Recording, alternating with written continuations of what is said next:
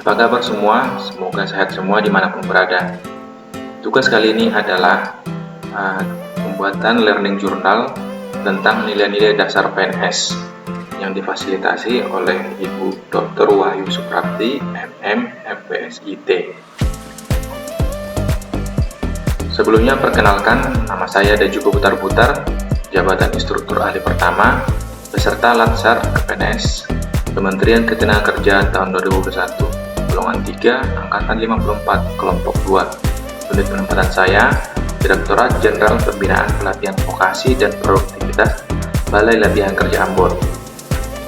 Kali ini kita akan membahas penerapan akuntabilitas dan nasionalisme di unit organisasi. Nilai-nilai dasar PNS ada 5: akuntabilitas, nasionalisme, etika publik, komitmen mutu, dan anti korupsi. Pada tugas kali ini, kita akan fokus pada nilai akuntabilitas dan nilai nasionalisme. Pertama, akuntabilitas. Nilai yang pertama, kepemimpinan, contohnya bersikap teladan tanpa merugikan orang lain, tanpa merugikan atasan, sesama rekan kerja, ataupun bawahan.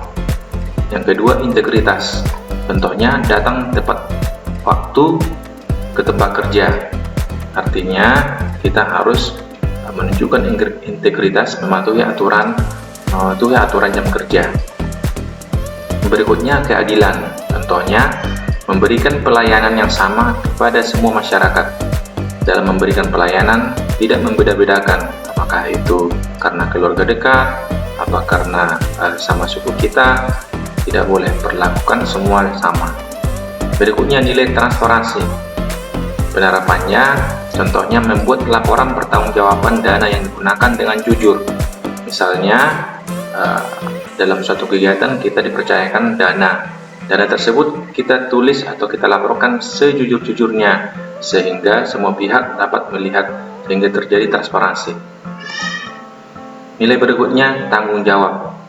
Contohnya, menyelesaikan setiap tugas dengan tuntas. Artinya, apapun tugas kita tanggung jawab untuk menyelesaikannya dengan baik. Nilai kepercayaan. Contohnya, menjalankan perintah atasan tanpa ada prasangka jelek. Kita percaya kepada atasan bahwa setiap tugas yang diberikan kepada kita adalah untuk amanah yang harus dijalankan. Nilai berikutnya, keseimbangan. Contohnya, bekerja dengan optimal dengan semua fasilitas yang telah tersedia. Jika fasilitas sudah disediakan kantor, maka kita harus seimbangkan dengan kinerja kita yang totalitas.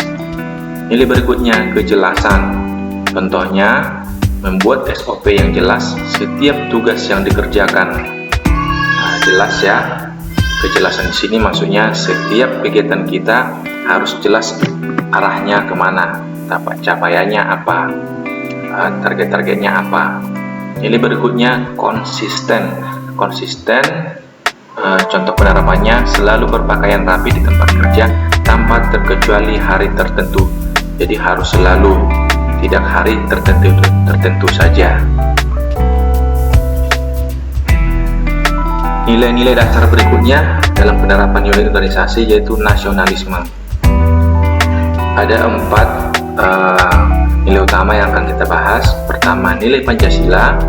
Yang kedua, ASN sebagai pembuat dan pelaksana kebijakan publik. Ketiga, ASN sebagai pelayan publik. Yang berikutnya, ASN sebagai perekat dan pemersatu bangsa.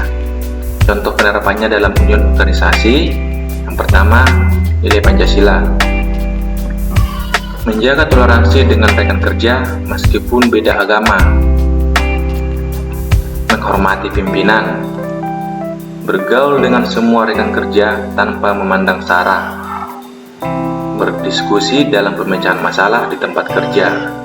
Menggunakan fasilitas kantor dengan baik.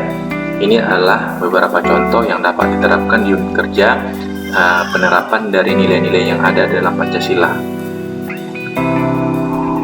Nilai berikutnya dalam nilai sebagai pembuat dan pelaksana kebijakan publik, contohnya mengedepankan kepentingan bersama, tidak bertindak semata untuk keuntungan pribadi. Jujur, bertanggung jawab, dan berintegritas tinggi.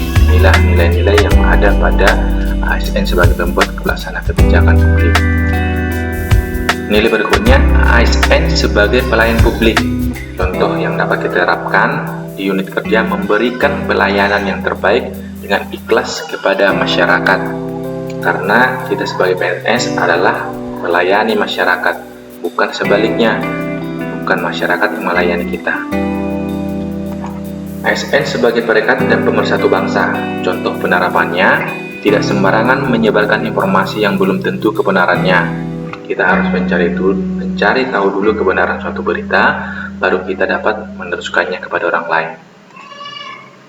Contoh berikutnya, tidak mengadu domba teman kerja. Demikian yang dapat saya sampaikan. Apabila ada kesalahan, saya mohon maaf yang sebesar-besarnya.